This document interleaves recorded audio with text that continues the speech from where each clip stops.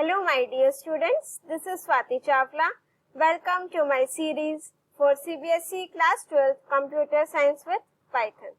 In our previous video, we have discussed one question which is based on the MySQL. In this video also we will discuss one more important question based on the SQL, and this will be based on the concept of join, that is by joining the table. If you have not watched my previous videos and your concepts are not clear, so I request you to watch the videos. I will provide you the link of my videos in the description also. These types of questions will definitely be asked in your board exams. So let's start now. I have already created these two tables in my MySQL with name, workers and designation. Let me show you the data. This is my workers table and this is my designation table. The values and all the values are same as mentioned in this question. Now let's start the first part. See, two tables are given to me. First is worker and second is designation. And column names, worker ID, first name, last name, address and city.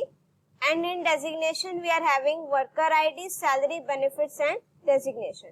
And I told you earlier also कि जब भी आपको two tables को join करना होगा तो आपका एक column name ऐसा होगा जो दोनों tables में क्या होगा, same होगा. ठीक है. Now let's do the first part. To display the content of workers, सारी values display करानी है. That means star of table workers in ascending order of the first name. ये आपको first name given है. आपने इसको arrange करना है according to the ascending order. So what will be my command? Select star from table name workers, order by first name. अब देखो इसमें कहीं mention है ascending order. अब आपकी choice है, आप यहाँ पर ASC लिख भी सकते हो, नहीं भी लिख सकते, क्योंकि बाय डिफॉल्ट आपका किस ऑर्डर में होगा, असेंडिंग ऑर्डर में. But if it is mention in the question कि you have to arrange it in descending order, तो देन इट इज मैंडेटरी कि आपने DESC कीवर्ड यूज करना है. Let me check the syntax. Order by. So as you can see कि जो मेरे first names हैं वो आपके असेंडिंग ऑर्डर में अरेंज ओरिजिनल टेबल में नहीं होंगे, बट आपको यहाँ आउटपुट में डिस्प्ले हो गया. Now moving to the next command. To display the first name, city and total salary. क्या क्या डिस्प्ले कराना है, देखो. Select first name comma last name comma salary. अब देखो क्या, total salary. Total salary name से तो मुझे कोई कॉलम नहीं दिया. ठीक है. Of all the clerks where the table worker from the table workers and designation. अब देखो मेरा फर्स्ट नेम तो इस कॉलम में टेबल में है, लास्ट नेम मेरा इस कॉलम में है और सैलरी मेरा दूसरी टेबल में. अगर मुझे ऐसे कॉलम्स डिस्प्ले कराने हो जिसमें कुछ कॉलम्स मेरे फर्स्ट टेबल के आ रहे हैं और कुछ कॉलम्स मेरे सेकंड टेबल के हैं, तो डेफिनेटली 100% आपकी ज्वाइन कमांड यूज होगी ही होगी. और ज्वाइन कमांड का सिंटेक्स क्या होता है बेटा?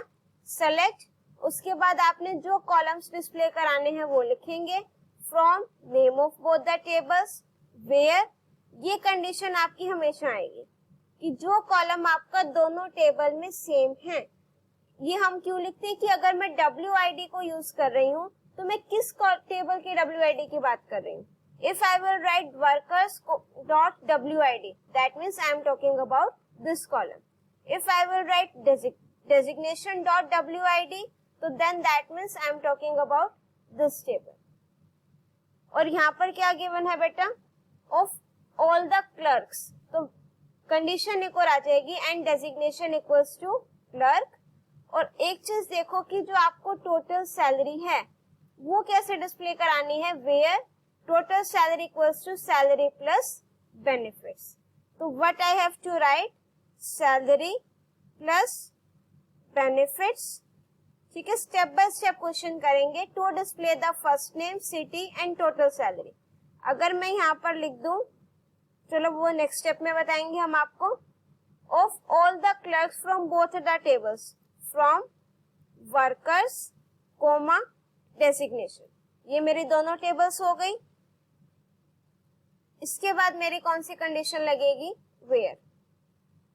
You can write down in next line also. Workers dot WID equals to designation dot WID. ठीक है, ये कंडीशन हो गई. एंड अब क्वेश्चन में क्या गिवन है? All the clerks, that means where designation equals to clerk and designation equals to clerk, semicolon, enter. तो अब देखो कि जो मेरे पास जहां पर डेजिग्नेशन क्लर्क है, ये मेरी ओरिजिनल टेबल है. यहाँ 3 जगह पर डेजिग्नेशन क्या है? क्लर्क. ठीक है, अब इस क्लर्क के कोरस्पॉन्डिंग 255 मेरी वर्कर आईडी है. 255 के कोरस्पॉन्डिंग फर्स्ट नेम और लास्ट नेम क्या है? Mary Jones. तो मैरी जोन्स डिस्प्ले हो गया. और सैलरी कैसे आएगी? इन दोनों का एडिशन, 50,000 प्लस 12,000, तो दैट मीन्स 62,000. इसी तरीके से मेरा बाकी उसका आएगा. अब अगर आपको टोटल सैलरी डिस्प्ले कराना हो यहाँ पर instead of salary plus benefits, तो आप क्या सिंटेक्स लिखेंगे? यहाँ पर आ जाएगा टोटल सैलरी. बाकी आपका सिंटेक्स क्या रहेगा? सेम. ठीक है, तो यहाँ पर आपका क्या आ गया बेटा? Total salary. दैट मीन्स कि जो आप सैलरी प्लस बेनिफिट्स कैलकुलेट कर रहे हो, आप उसके बाद हमने डबल कोट्स में लिख दिया टोटल सैलरी, तो इस कॉलम का नेम क्या हो जाएगा? Total salary. Now moving to the next command, to display the worker ID and salary. क्या क्या डिस्प्ले कराना है? Worker ID comma salary from table name designation of all the employees between 10,000 and 20,000, जिनकी salary 10,000 और 20,000 के बीच में है. तो वेयर सैलरी बिटवीन 10,000 एंड 20,000. तो अब देखो जिसकी सैलरी 20 और 50,000 के बीच में है,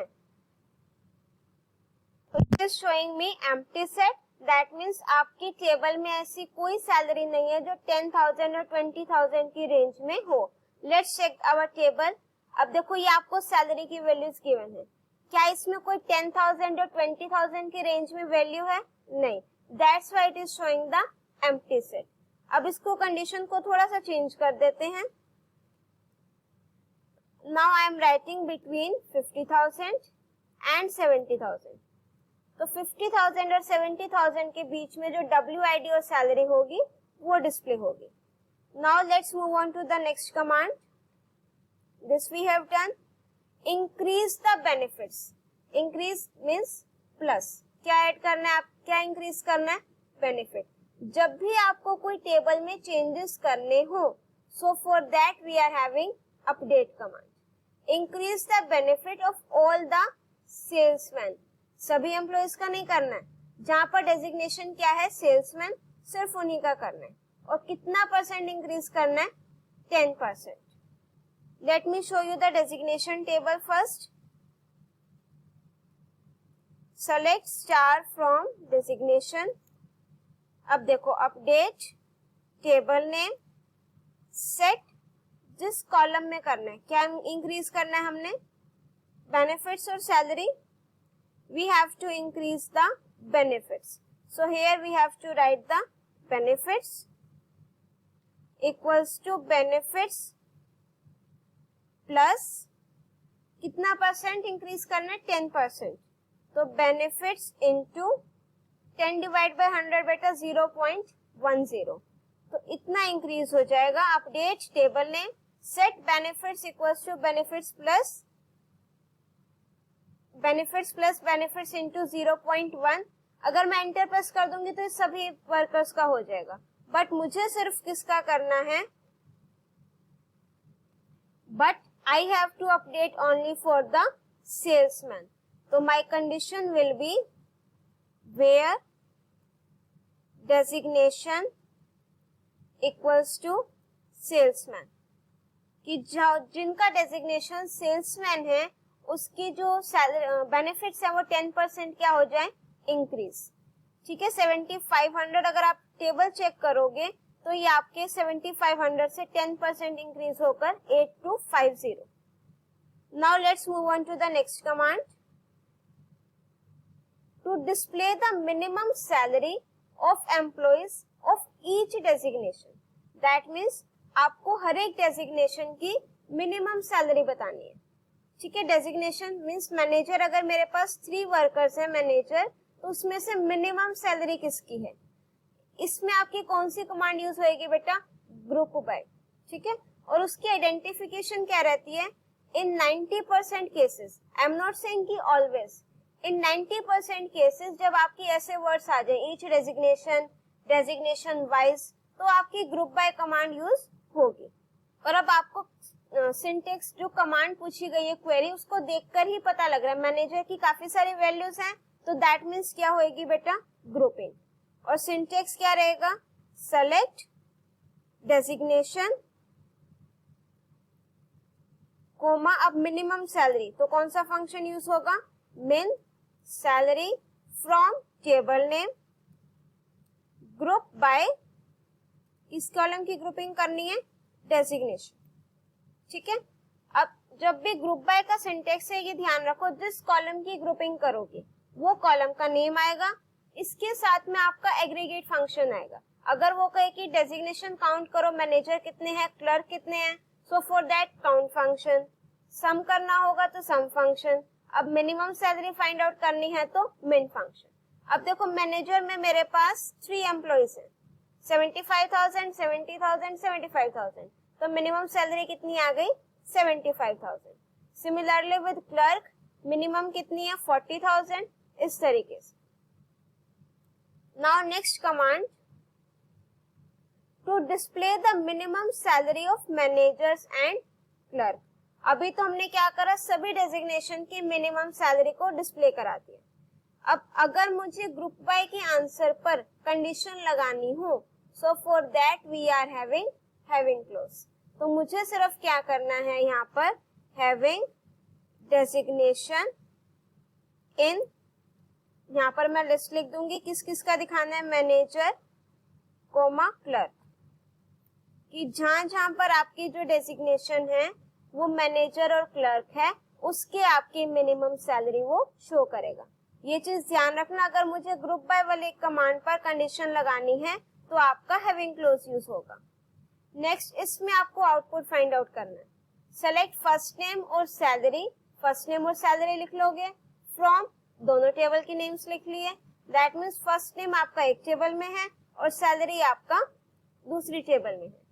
वेयर इक्वालिटी की कंडीशन है, अब देखो इक्वालिटी की कंडीशन में क्या गिवन है, where designation equals to manager and workers dot WID equals to designation dot WID। That means आपने जिन एम्प्लॉइज का डेजिग्नेशन क्या है, मैनेजर, उनका फर्स्ट नेम और सैलरी डिस्प्ले करानी है।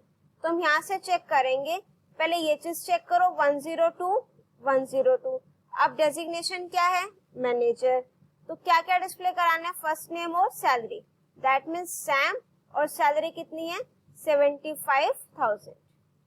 ठीक है, ऐसे ही हम नेक्स्ट चेक करेंगे।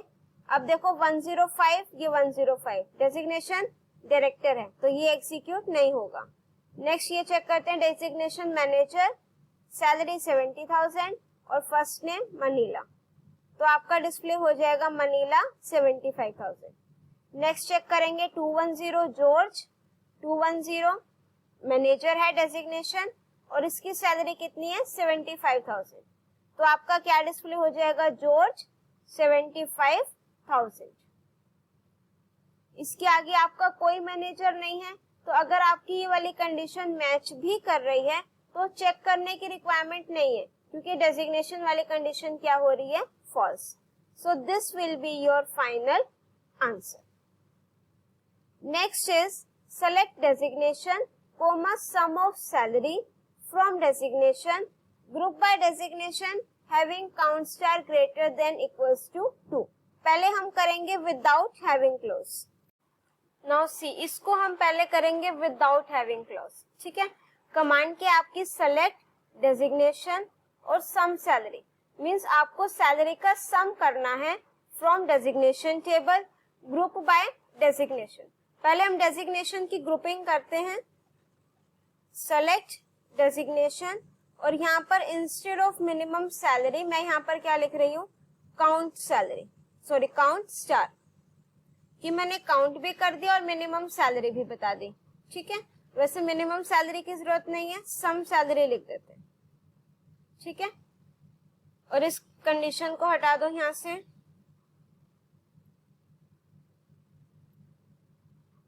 ठीक है, अभी मैंने सिर्फ क्या किया, ग्रुप बाय कमांड लिए, डेजिग्नेशन के थ्रू हमने ग्रुपिंग की है, और उसके बाद हमने काउंट स्टार कि डेजिग्नेशन वाइज जब हम ग्रुपिंग करें तो मैनेजर कितने हैं उनकी सैलरी का सम, डायरेक्टर कितने हैं उनकी सैलरी का सम, ये शो हो गया। अब उसके बाद क्वेश्चन में क्या है, having count star greater than equals to 2। Count star greater than equals to 2 means जहां पर आपकी काउंट स्टार की वैल्यू 2 या 2 से ग्रेटर है, ग्रेटर देन इक्वल्स टू 2, आपको वो वाली काउंट करनी है। That means manager, clerk and salesman, और उनकी सैलरी का क्या शो करना है आपने, सम। तो एज यू कैन सी कि जो मेरे पास मैनेजर हैं आप उनकी सैलरी का सम करोगे 2,20,000, ऐसे ही आपने सेल्समैन का करना है और ऐसे ही आपने क्लर्क का करना है। बस आपने ये कंडीशन ध्यान रखनी है, ग्रेटर देन इक्वल्स टू 2, तो दैट मीन्स 2 को भी काउंट करोगे और 2 से ज्यादा वाले को भी। So I hope these queries are clear to you now. If you are having any doubt, you can write it in the comment section. If you like my video, do press the like button, share your views in the comment section, and don't forget to subscribe my channel and press the bell icon to get the updates of my upcoming videos. Till then, keep watching, keep studying.